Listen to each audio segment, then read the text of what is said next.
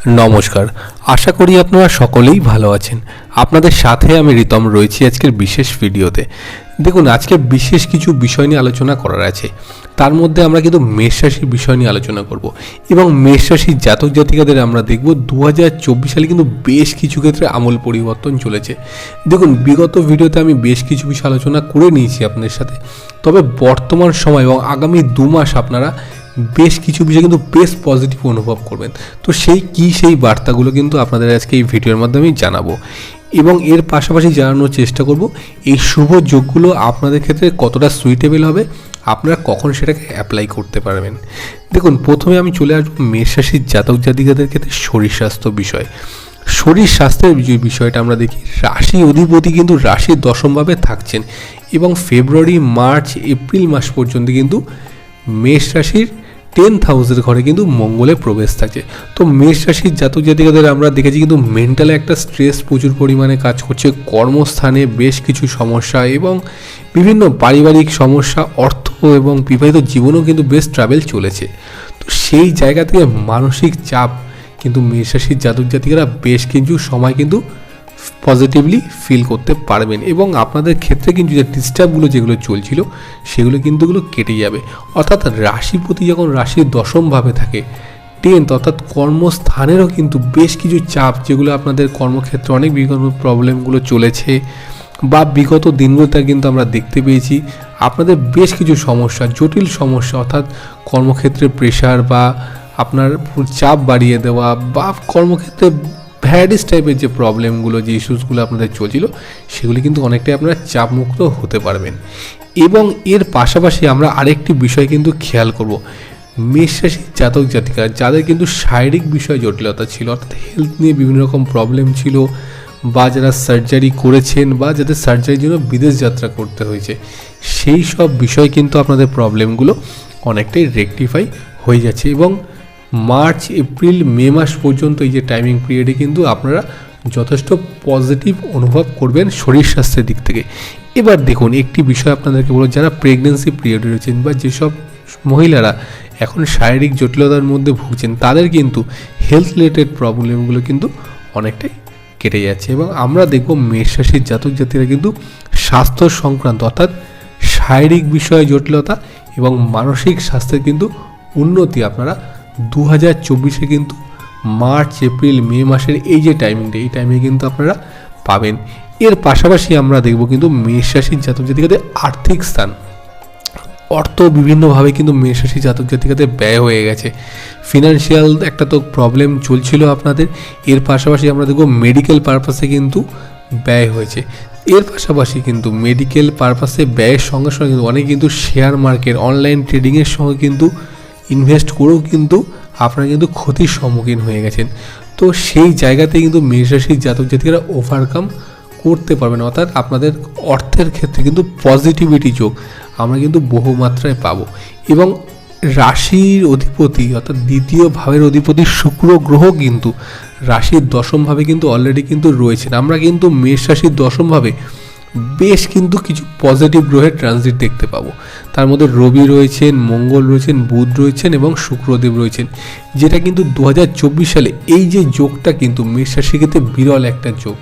এরকম যোগ কিন্তু আমরা সচরাচর কোনো সময় দেখতে পাইনি বা এর আগেও আমি বলেছি মেষ রাশির জাতক জাতিকারা যে সমস্যাগুলো আপনারা ফেস করেছেন বা ফেস করছেন বর্তমান সময়টিতে, তার থেকে কিন্তু এই মাসগুলো বেটার অপশান আপনারা পাবেন যদি আপনারা এই সময়টাকে চুজ করতে পারেন বা এই সময়টাকে কাজে লাগাতে পারেন। তো আপনারা কিন্তু বেশ একটা সফলতার জায়গায় পৌঁছে যেতে পারেন। এবং দেখুন, এর পাশাপাশি একাদশপতি শনি, তিনিও কিন্তু অত্যন্ত পজিটিভভাবে রয়েছেন, স্বক্ষেত্রে কিন্তু রয়েছেন মার্গস্থ অবস্থায়। তো পজিটিভ শনির ভাইব্রেশন কিন্তু আমরা মেষ রাশির জাতক জাতিকাদের ফিনান্সিয়াল দিক থেকে দেখতে পাবো। এবং যাদের সোর্স অফ ইনকামের জায়গাটা বন্ধ হয়ে গেছিলো, তারা নতুনভাবে কিছু শুরু করতে চাইছেন কিন্তু পারছিলেন না, তারা কিন্তু অবশ্যই শুরু করতে পারবেন সোর্স অফ ইনকামের ক্ষেত্রে। দেখুন, তৃতীয় যে বিষয় নিয়ে আমি আলোচনা করব, জমি বাড়ির সংক্রান্ত বিষয় নিয়ে। আমরা দেখেছি মেষ রাশির অনেক জাতক জাতিকাই আছেন যারা কিন্তু বিভিন্ন প্রপার্টি ডিলিংসের সঙ্গে যুক্ত বা যারা প্রমোটারি বিজনেসের সঙ্গে যুক্ত, যারা নিজেরা ওন ল্যান্ড, ওন ডেভেলপিং এই ধরনের বিজনেসের সঙ্গে যুক্ত, যারা লোহার বিজনেস করেন, যারা কিন্তু ছোটোখাটো বিজনেস চালান, যাদের ফুড স্টল আছে, তো মেষ রাশি এইসব জাতক জাতিকাদের কিন্তু আমরা দেখেছি ব্যবসার ক্ষেত্রে কিন্তু বেস্ট ট্রাভেলস বা বেস্ট ডিস্টার্ব চলছিল। সপ্তম ভাবের অধিপতি কিন্তু আপনাদের ক্ষেত্রে শুক্রদেব এবং তৃতীয় ভাবের অধিপতি আপনাদের ক্ষেত্রে কিন্তু বুধদেব। তো বুধ শুক্রের একটা হিউজ পজিটিভ কম্বিনেশন কিন্তু রাশির দশমভাবে থাকছে। সেই দশমপতি শনি কিন্তু রাশির একাদশভাবে থাকছে। আপনারা বিজনেসের ক্ষেত্রে যে ইনভেস্টমেন্ট করেছেন সেই সময় থেকে কিন্তু আপনারা হিউজ পরিমাণ আর্নিং কিন্তু আপনারা গ্রো করতে পারবেন। অর্থাৎ আমি বলতে চাইছি মেষ রাশির ব্যবসায়িক যারা রয়েছেন তারা যে লসের আপনারা রয়েছিলেন সেই লসটাই কিন্তু আপনারা রিকভারি করতে পারবেন 2024 সালের কিন্তু মার্চ, এপ্রিল, মে এই 3 মাস টাইমিং পিরিয়ডে। আমি এই 3 মাসের রাশিফলের কিন্তু ক্যালকুলেশন আপনাদের কাছে রাখছি। এবার আমরা চলে গেল কর্ম সংক্রান্ত বিষয়। আমরা দেখব মেষ রাশির জাতক জাতিকাদের কিন্তু কর্ম সংক্রান্ত বিষয়ে বেশ ডিস্টার্ব ছিল। বেশ কিছু ক্ষেত্রে কিন্তু নেগেটিভিটি আমরা দেখেছি। অনেকে জব চলে গেছে, অনেকে জব হারিয়ে কিন্তু বাড়িতে বসে রয়েছেন, কিভাবে শুরু করবেন সেটা বুঝতে পারছি না। কিছুজন প্রস্তুতি নিচ্ছেন। তো আপনাদের ক্ষেত্রে আমি একটাই কথা বলবো, আপনারা যারা নতুনভাবে প্রস্তুতি নিচ্ছেন তারা কিন্তু বর্তমান সময়টি থেকে অবশ্যই কাজে লাগান। আপনাদের ক্ষেত্রে কিন্তু ইন্টারভিউ দিলে জবের কিন্তু সম্ভাবনা কিন্তু অনেক বেশি রয়েছে, কারণ প্ল্যানেটের এই যে ট্রানজিটের যে মোমেন্ট, এই মোমেন্ট কিন্তু হিট মোমেন্ট, এই মোমেন্টটাই কিন্তু আপনারা যদি কাজে লাগাতে পারেন তো আপনাদের ক্ষেত্রে কিন্তু জব পাওয়ার সব চান্সেসটা অনেকটা বেশি রয়েছে। যাদের প্রমোশন আটকে রয়েছে বা যাদের কাজের প্রেশার বেড়ে গেছে তাদের কিন্তু পদোন্নতিরও একটা চান্সেস আমি দেখতে পাচ্ছি। হ্যাঁ, কাজের প্রেশার আপনাদের ক্ষেত্রে বাড়বে, ফিউচারেও বাড়বে, কিন্তু কর্মস্থানে কিন্তু যথেষ্ট পজিটিভ এবং আপনার কিন্তু সম্মান বৃদ্ধির কিন্তু একটা চান্সেস আমি দেখতে পাচ্ছি। অনেকে মনে করেন যে শনিদেব কিন্তু ডিস্টার্ব থাকেন এবং শনিদেবের থেকে নেগেটিভ রেজাল্ট পাওয়া যায়, কিন্তু ভুল দেখুন। আপনাদের ক্ষেত্রে কিন্তু কর্মফলদাতা অর্থাৎ কর্মের স্থানের অধিপতি হলেন কিন্তু শনিদেব। সেই শনিদেব যখন পজিটিভ ভাইব্রেশনে আপনাদের ক্ষেত্রে রয়েছেন তো শনিদেব কিন্তু যথেষ্ট সুফল আপনাদের কর্মস্থানে দিয়ে যাবেন। যদি আপনি সৎ পথে থেকে আপনি সৎভাবে থেকে যদি আপনি কর্ম করতে পারেন তো ওভারঅল আমি কিন্তু মনে করি মেষ রাশির জাতক জাতিকাদের কর্মক্ষেত্রে কিন্তু গ্রোথ হওয়ার চান্সেসটা অনেক বেশি।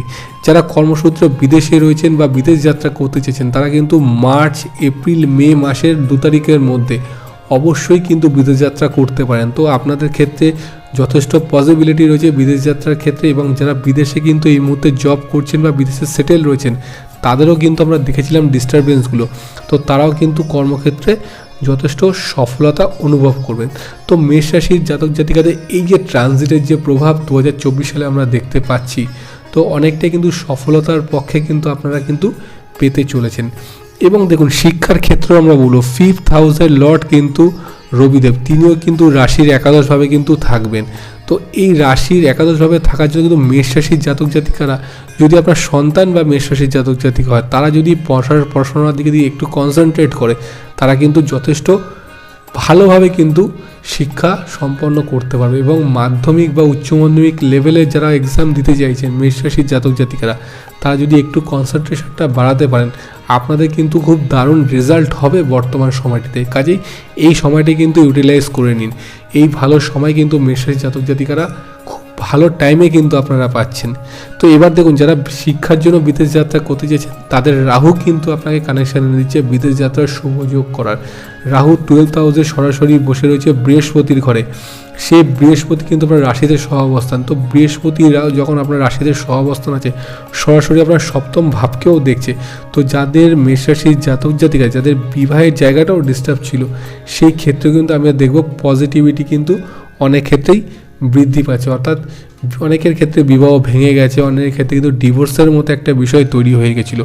তো এই জায়গা থেকে আমরা কিন্তু দেখতে পাবো মেষ রাশির জাতক জাতিকাদের পজিটিভিটি। অর্থাৎ দেখুন মেষ রাশির জাতক জাতিকা কিন্তু জীবনে হাড় ভাঙা লড়াই করতে খুব ভালোবাসেন, প্রচণ্ড পরিশ্রমী হন, প্রচণ্ড অ্যাক্টিভ মানুষ হন, কারো আন্ডারে কাজ করতে আপনারা নর্মালি ভালোবাসেন না।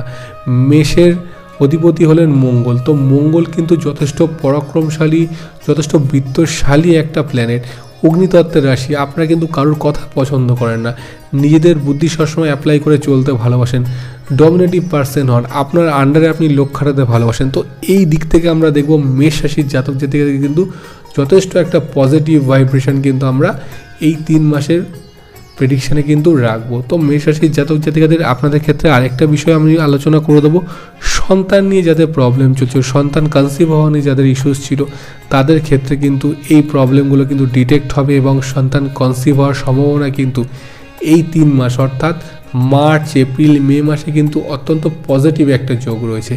দেখুন, মার্চ, এপ্রিল এবং মে মাসে আলাদা করে রাশিফলের ভিডিও আমি আনবো।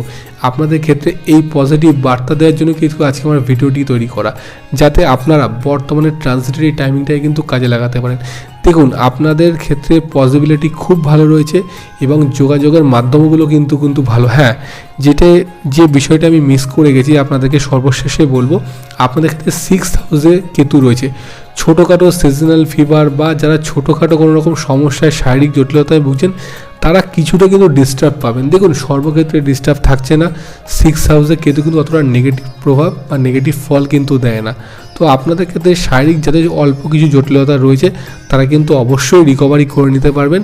এবং যারা মনে করছেন চিকিৎসার জন্য বাইরে যাবেন, অর্থাৎ আপনি যদি কলকাতা নিবাসী হয়ে থাকেন, আপনি আউট অফ ক্যালকাতা ছেড়ে আপনি ব্যাঙ্গালোর বা চেন্নাই আপনি ট্রিটমেন্ট করাতে যেতেই পারেন, সেক্ষেত্রেগুলো আপনার রোগগুলো কিন্তু ডিটেক্ট করা যাবে এবং আপনি কিন্তু যথেষ্ট সুস্থ অনুভব করবেন।